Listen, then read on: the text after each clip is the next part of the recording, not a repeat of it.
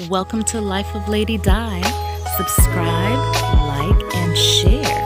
And don't forget to turn on that notification for more wonderful, encouraging content. Hey everyone, and welcome back to my channel. Today we're going to be making Oyster Rockefeller. If you've never had it and you're an oyster fan, then this is the recipe for you. So I have some beautiful, large, and they call these standard oysters from what they told me at the seafood market. And so we're going to get them a good washing and scrubbing because you want to remove, see all that dirt? We're going to wash that off. So I am just filling this up with water.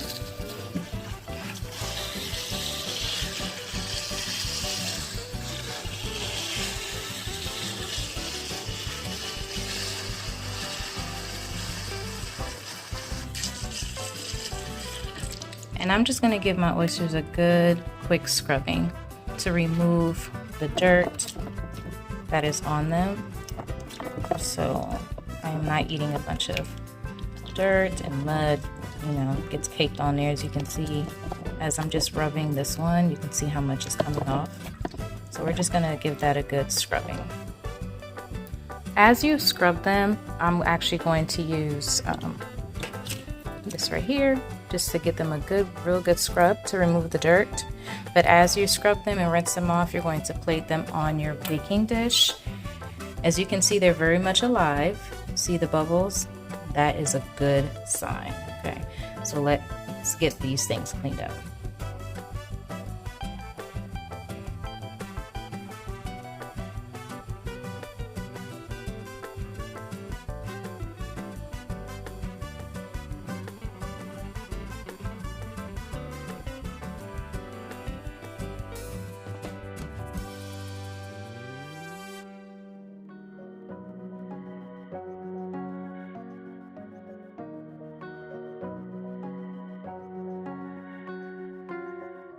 As you can see how dirty the oysters were, this is why I wash and scrub my oysters really well.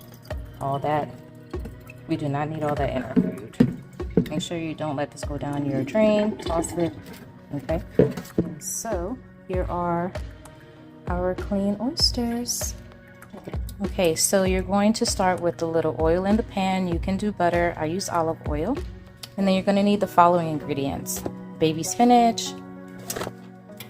chives, chopped garlic, you can do fresh chopped garlic or roasted garlic, Gruyere cheese, shredded Parmesan cheese, heavy cream, lemon or lime juice, white cooking wine, or you can use your favorite white wine, panko crumbs. Okay, so to our hot oil, we're going to add about a tablespoon of garlic, chopped, and we're also going to add our chopped onions. That's about half of a large onion. And we're just going to mix that up really well until the onions are semi-translucent and the garlic gets nice and brown. So you just want to keep sauteing that as we go. Now we're going to add handfuls of spinach. Now, spinach, when you first put it in the pot, it takes up so much room. So I just add a little bit here and there at a time until I'm able to get the full amount in. And then we'll be covering it with our lid and let that spinach wilt and get all nice and soft.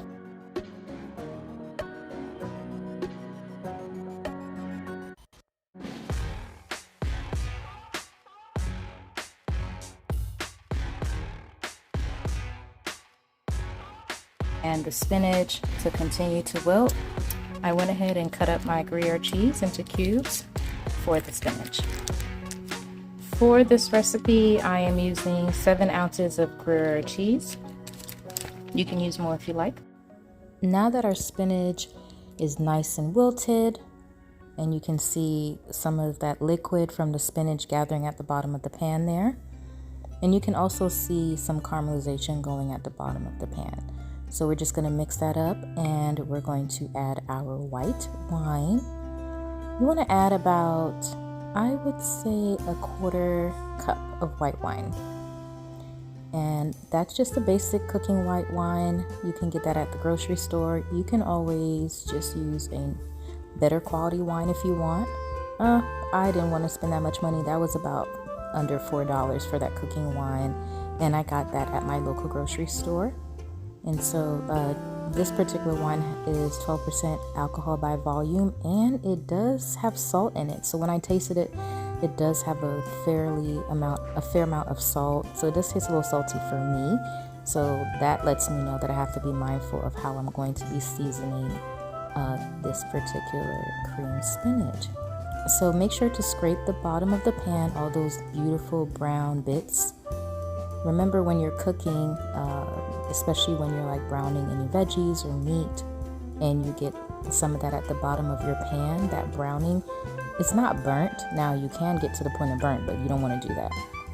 But what we're doing is building flavor. So you always want to scrape the bottom of that pan to get that going. We're also going to add our heavy cream, about a 1/4. I would say that's about a half cup right there of heavy cream. And so what we're doing essentially for the Oyster Rockefeller is making a cream spinach.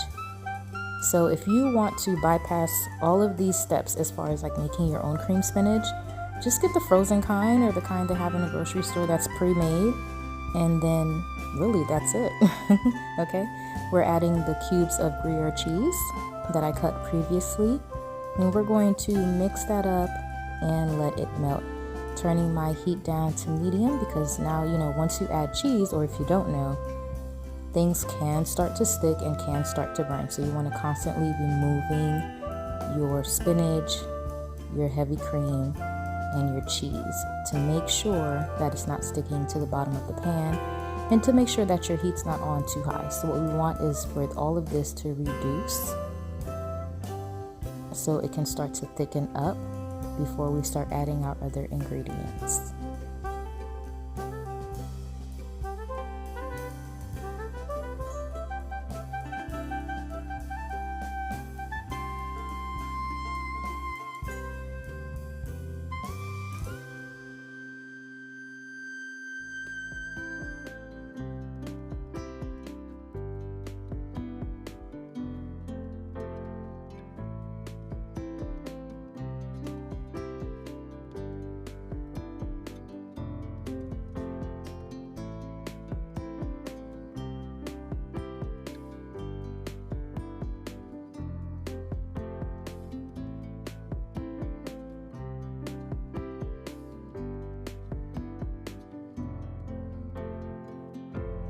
Make sure when you're mixing your spinach to scrape the bottom so that cheese doesn't stick to your pot.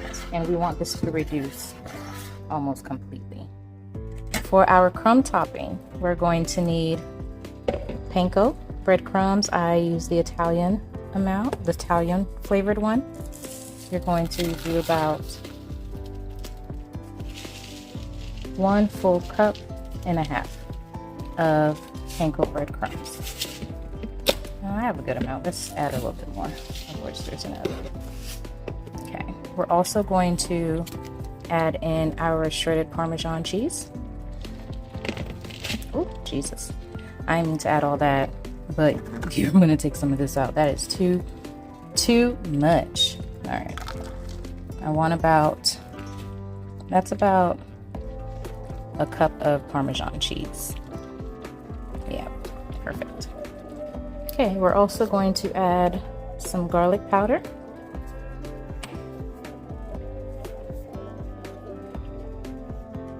Add as much as you like. I love the taste of garlic, so I added about 1.5 teaspoons. We're also going to add some dried parsley flakes. I'll get that in focus for you guys. There you go. You can do fresh cooked parsley if you like.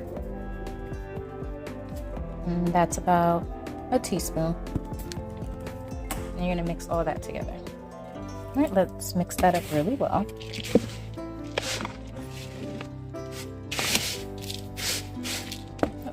I need to trying to record and hold this bowl at the same time. It's hilarious. Anyway, mix that crumb topping up really, really well. And we're going to melt some butter. The closer we get to putting the topping on the oysters, we'll melt some butter and add it to our crumb topping, but we're not going to do that right now. All right, now that that's reduced quite a bit, I'm going to taste it and then see if it needs anything else.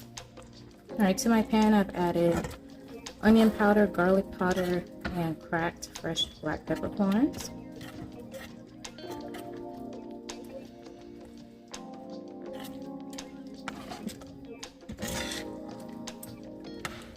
I'm going to add a little bit more of the cracked peppercorn.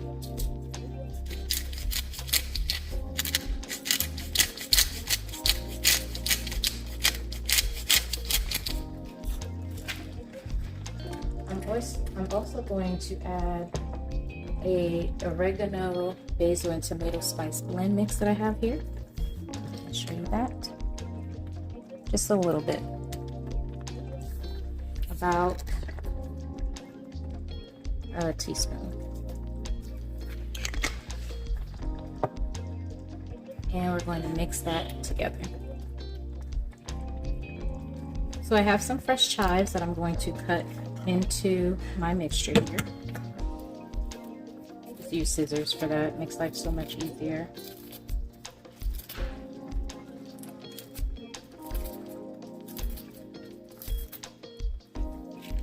Just raise this up so you guys can see.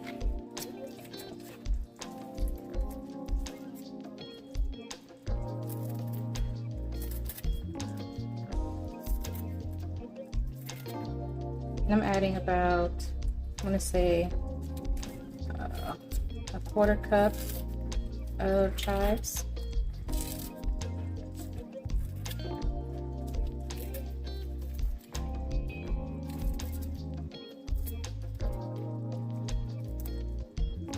And you're going to mix that up really well.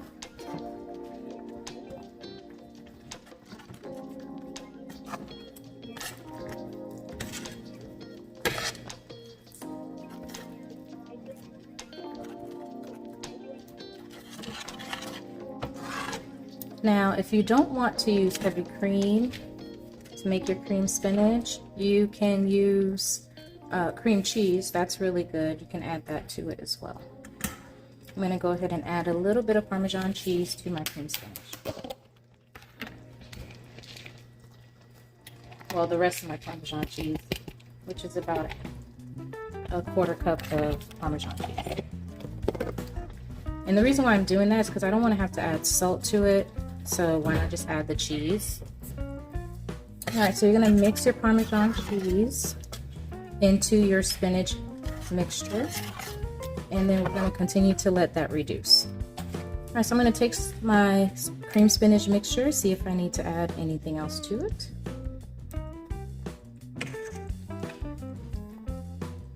All right, that tastes really good. So now you're gonna turn your heat off and let that cool. So set your oven on 400. So here are our clean shucked oysters. If you don't know how to shuck oysters, you can always have your local fisherman do it at the fisherman market. And then I have the other half of the shells on the pan. So I wanted to show you guys what those look like. And then also you can always get freshly shucked oysters that come in a jar, just like this. These are fresh from the fisherman's market. They're usually no more than a few days in because it goes pretty fast. And of course there's always a date stamp. So we're going to put the ones that are in the jar on the other half of that shell. So that's just a little secret to save money. And then also here is our cream spinach. It's cooled off significantly, and our breadcrumb mixture. Okay, so now what you're going to do is place those oysters that are in the jar into all of those empty shells. And as you can see, the ones that are in the jar, they're huge. Okay, so we're just gonna speed this little part up. So just place all your shucked oysters in those empty shells.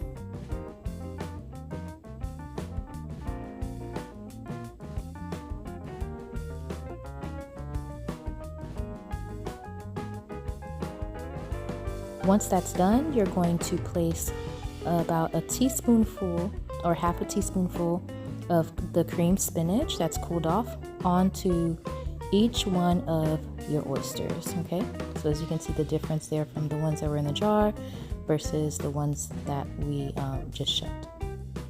And so you want to put about a teaspoonful of the creamed spinach mixture right on top of each of those oysters. If you want to do more than a teaspoonful, listen, remember I told you in all of my other videos, you're the one who is in the kitchen and you're the one cooking, so it's your rules. Okay, so if you want more of the creamed spinach or less, by all means do your thing, and that's it.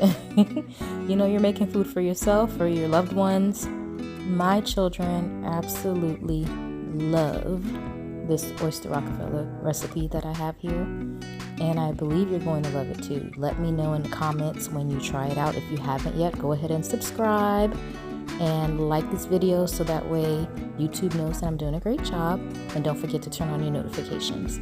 So this is what the oysters look like with the creamed spinach on top. And now we're going to add our breadcrumb, our panko and Parmesan herbal mixture. And you're going to put I usually put about a tablespoonful of the crumb mixture on each of the oysters. So let me know in the comments, what are some of your favorite oyster dishes? Do you like your oysters raw? Do you like them cooked? Are you going to try this recipe out? Do you have another Oyster Rockefeller recipe? If you do, share it in the comments. I would love to try it and make a whole video about it, and then of course always feature you in it to give you the credit that you need. So once our oysters are done, I melted about half a cup of butter, and I'm putting about a teaspoon and a half of butter, of the melted butter, on top of each oyster. Okay, and that's going to just, listen, if you don't know already, butter just makes you feel good. And if you don't want to add butter, I mean, okay, what's life? Anyway, add your butter. Okay, this is one of those dishes. It's seafood. It tastes so good with butter. Just do it. So now this is what your Oyster Rockefeller should look like pre-cooked. Your oven is on 400. We're going to go ahead and place those in the oven. Set your timer for 10 minutes, and this is what it looks like. If it doesn't look like that yet, because I have a convection oven, then maybe go for 15 minutes, but do not go longer than that because we do not want them rubbery. When I tell you guys, there's something about fresh seafood that makes me just so happy, and I love being able to know that I am capable of making like a 5-star dish for myself and for my family. I can give them that high-end meal without having to pay high-end prices. So let's just go ahead and plate our delicious, succulent, cheesy, crunchy topping, fresh shucked oysters. Look, I can't even speak straight because I am like salivating over here because I'm so excited to have these. By the way, the shell is extremely hot. That's why you see me struggling to put these on the plate. Please be careful, okay? Don't burn yourself. And don't forget that the pan is hot too, because I don't know what I was thinking and I accidentally bumped into it and I was like, oh no, that little burn. But anyway, now you'll see on a lot of recipes, they'll tell you need rock salt to put the oysters to sit on. I'm not going to go spend tons of money. I'm not even spending $1 on a bag of some rock salt just so the oysters could sit on top of it. I'm not doing that.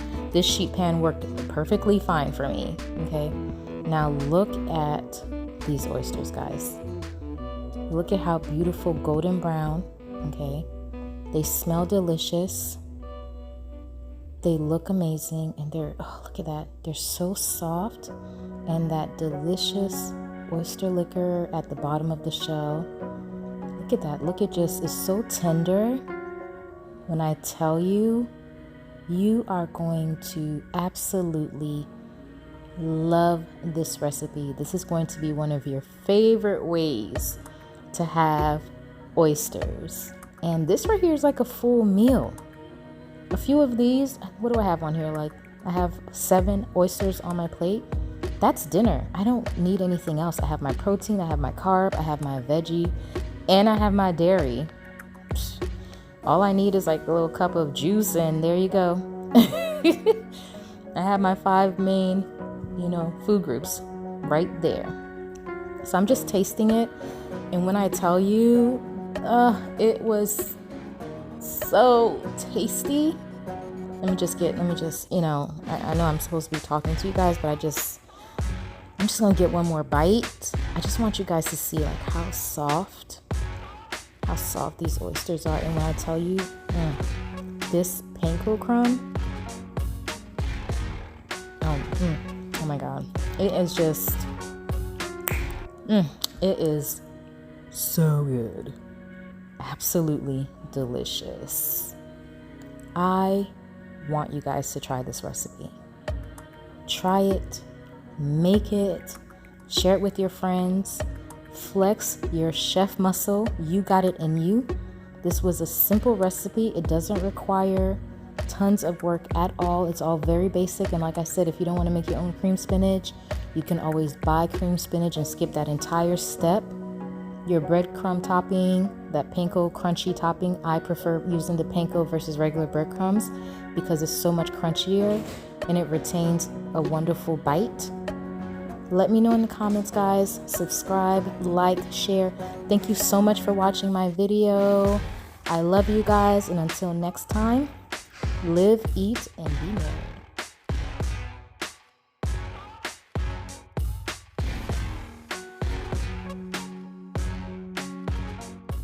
Thank you so much for watching. Don't forget to like, subscribe, and share. See you again soon.